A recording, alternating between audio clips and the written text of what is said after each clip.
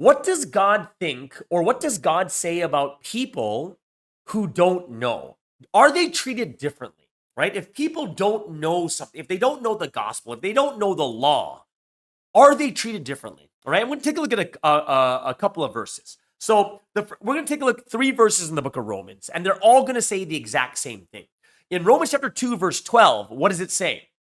All who sin apart from the law will also perish apart from the law, and all who sin under the law will be judged by that law.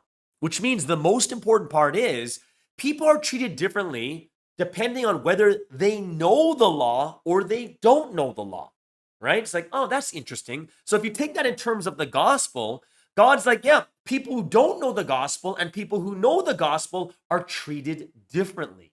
Interesting, right? Romans chapter 5, verse 13 says, to be sure, sin was in the world before the law was given.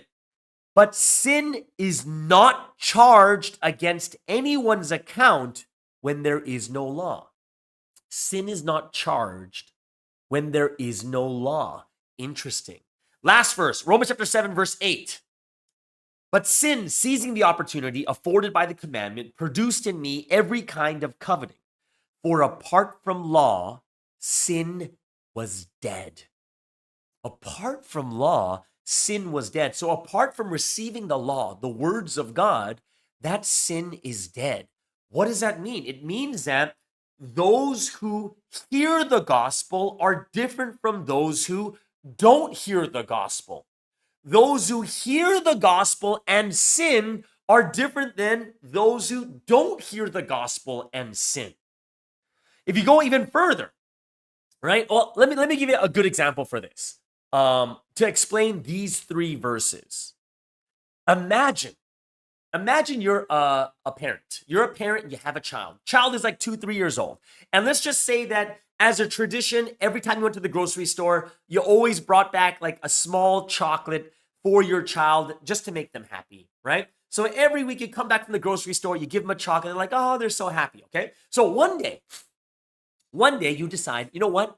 I'm going to take my kid to the grocery store with me today. So what you do is you take the kid's excited, like, okay, honey, I'm going to show you what a grocery store is. And this is where mommy gets your chocolate. This is where daddy gets your chocolate. So what happens is you get to the grocery store and then you show the child, say, honey, this is the chocolate section where I buy your chocolate. Please grab a chocolate. So the child looks and it's like heaven. It's like, oh, you're like, wow. And the kid starts running towards the chocolate section. And what does he do? That kid grabs his favorite chocolate, opens it up, eats it. Finds another chocolate, opens it up and eats it. Finds another chocolate, opens it up and eats it. Now, question. What is the child doing?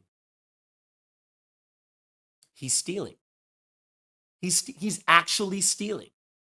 However, never been to a grocery store, does not know the concept of paying or buying something that does not belong to you. Just thinks that every week I get chocolate, so it's free. So the child does what he thinks and grabs a chocolate and just eats it without paying. He's actually stealing. Now, if you are a good parent, would you like start, chastise, like, oh, how dare you steal? Stealing is bad. Stealing is bad. Would you like yell and get angry at your child? And the answer is absolutely not. What's the first thing you do? Even as a parent, the very first thing we do is we give them the law. We tell them, honey, this is wrong. This does not belong to mommy or daddy or you. What we have to do is we need to pay first, and then we can take what doesn't belong to us. So mommy and daddy has to pay. If you just take it, that's called stealing, which is really bad. And the child's like, oh, okay. And then now that they have the law inside their head, this is when you're able to hold them accountable for it because they start to know. And even then, think about this. Even if the owner of a grocery store saw a 2-3-year-old grabbing chocolate and eating it, do you think the store owner is going to be like, call the police, this little 2-year-old is stealing? The answer is no. Even the owner, if you were the owner of a grocery store, you would say, "Oh, this is cute," and then you'd go to the parents and tell them, "Hey, they ate these 3 chocolate bars," and it would be done there. And even if the grocery store owner calls the cops, do you think the cops are going to come and arrest a 2-year-old? No, they're not. They're going to be like, "All right, parent, go pay for it, and we're done here." Why? Because even we as human beings understand the thing that matters first is the law. Do they know the law? And if we are created in God's image and likeness, we feel and we understand the same thing. When they don't know, you give them the law first, and then after that, you're able to judge them more and more harshly. So think about this. The next week, you go to the corner store again, the grocery store, and steals again. What would you do? You'd be like, "Honey, what did daddy tell you last week? What is that? Stealing, right? It doesn't belong to you. Don't do this again." And even if they do it the next week, they do it again. The next week, they do it again. The next week, they keep doing it over and over. And what's going to happen is, because they know the law and they keep doing it over and over again, this is where the punishment becomes stronger and stronger and stronger because they know and they're doing it, right? And that's something that we really have to understand is even with God, what God says in the scriptures is people need to know the law first. And once they know the law, then that becomes a stronger or deeper or worse sin. It's still wrong, but it's not treated the same way as someone who knows and someone who doesn't, which makes us start to think, what about someone who doesn't know the gospel and someone who does know the gospel, right?